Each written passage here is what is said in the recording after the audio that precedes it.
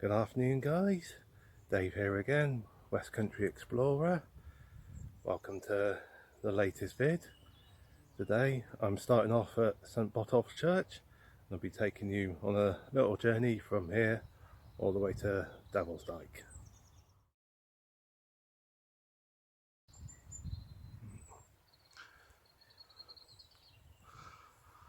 Well, St Botolph, he was a 7th century abbot and the patron saint of boundaries and travel,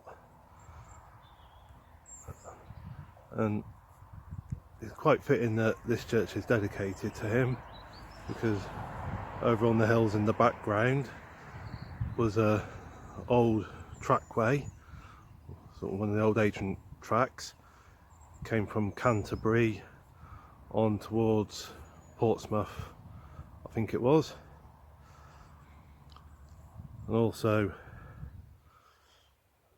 back in the late 1930s, 20th century, there was a train line coming sort of just along the back there, trackway, not there anymore, good old Dr. Beach Inns.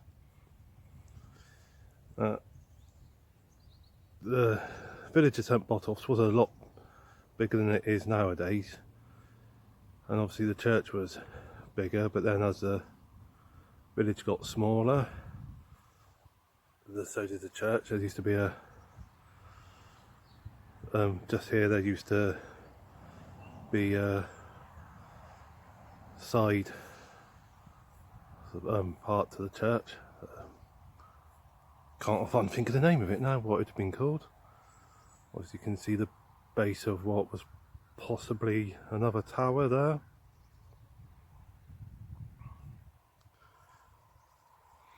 At one point, I know you can't see it through here, but there was a River Ada just over there, but at one point there was an old bridgeway there, because obviously where the track came down from the hills, came over the sort of river sort of past here. So round about the Norman times, the church was rededicated to St Peter of the Old Bridge, but still referred to as St Botolph's at the same time, so for a little while had the two names going before it eventually reverted back to the name St Botolph's, which is its only dedication now.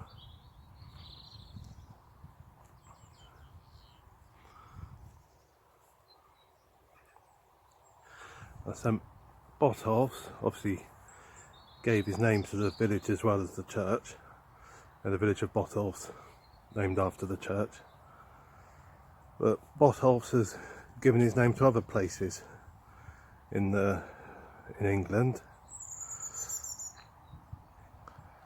Obviously Boston up in Lincolnshire, it's named after Botolph. Well, that's where it's derived its name from.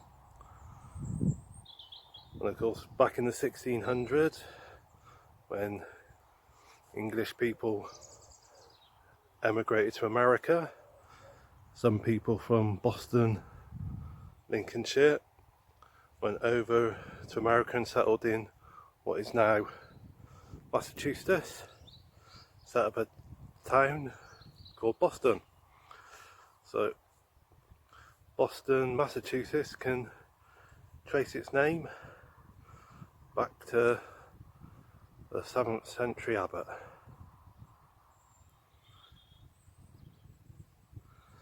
Well guys, that's it for this little church. And now to take you up to the top of the hill behind the church and show you some of the old trackways.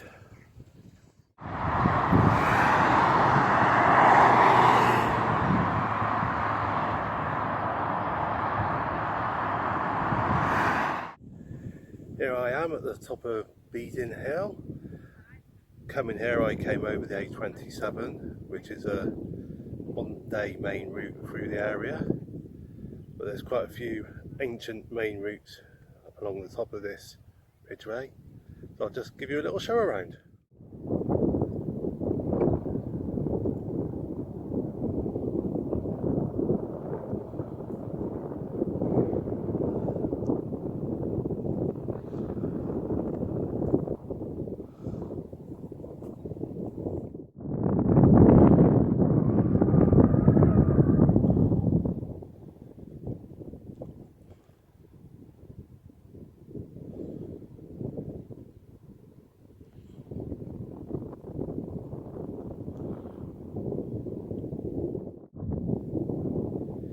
Here we have Mill Hill. This is the lane that I came up. This is one of the old routes up from Shoreham, and behind me, if I show you, it would have carried on down into Upper Beeding. Upper Beeding is right next to Bramber, which has got Bramber Castle. There you go, an old trackway there. It's quite a nice area for walking around, lots of parking space.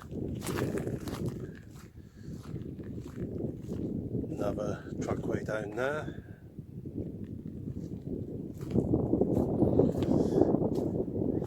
And just there is the route what would have gone on to Botolphs even, whereas down the hill into the valley where Botolphs is, just where I come from, obviously on from Botolphs into Steyning, so onwards through the Angwin estate. That's where Jack Upperton's gibbet is, where I did the video the other day, and obviously on westwards from through the Angwin estate to Arundel and all that area. But it would come from over here,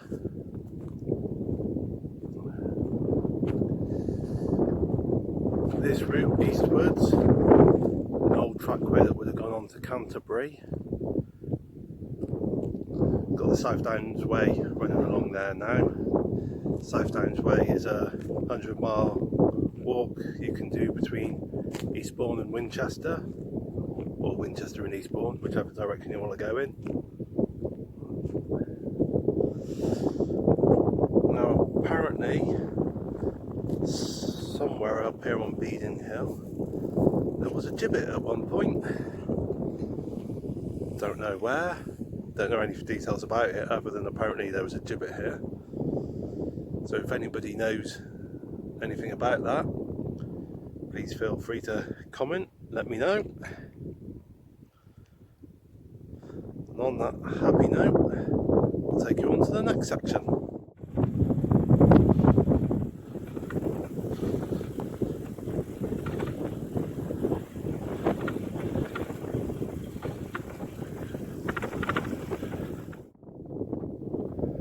Well guys, I'm now at Edburton Hill Fort. Let's show you around. Right, so this little area would have been a Norman Motte and Bailey hill fort. I'll just bring you up here a little bit.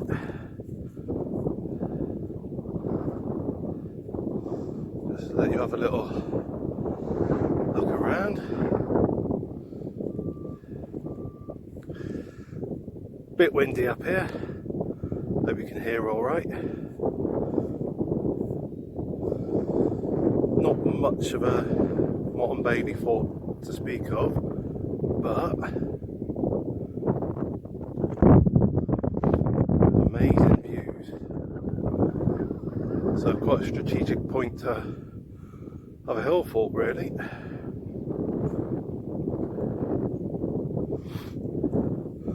Over there in the distance, Devils Dyke, which is going to be our final destination.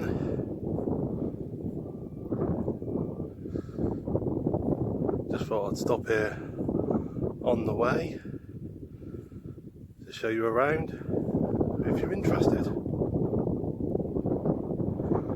Well, on that happy note, off we go.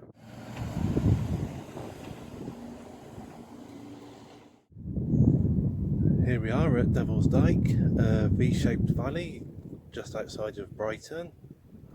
According to folklore, Sussex was one of the last pagan areas of England to be converted to Christianity. The devil wasn't too happy about losing one of his last strongholds in the country, so he devised a plan to dig a trench to the sea to flood the whole of the sort of Sussex area. Cuthbert, a hermit from the Steyning area, he challenged the devil. He said to the devil, if you could dig the trench before daybreak and flood the Sussex area, the devil could have Cuthbert's soul as well. But if he couldn't dig it before daybreak, then he had to leave Sussex alone. So of course the devil decided to take the challenge, started digging fervently. But Cuthbert tricked him. Just after midnight, he lit a candle and also started a cock, which started to crow. So the light of the candle plus the cock crowing fooled the devil into believing that it was daybreak. So the devil rushed away, leaving the job half unfinished. And so that's how we ended up with what we've got today. Let's go show you around.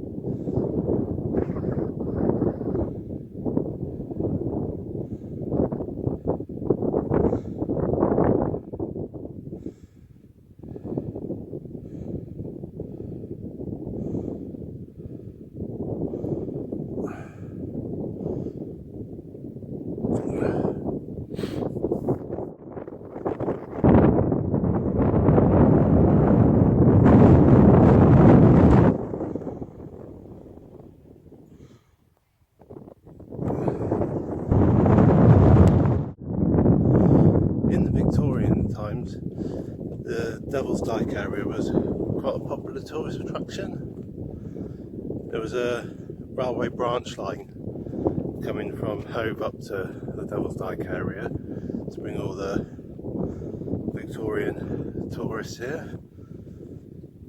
Apparently they used to have a fair, 2 bandstands, an observatory and a camera obscura up here.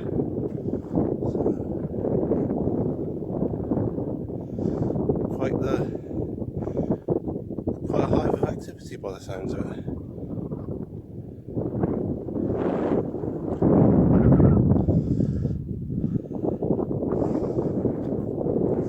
And all because the devil wanted to flood Sussex.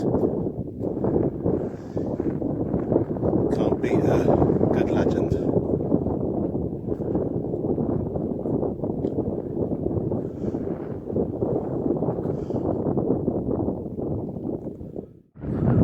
Guys, that's me done for another video.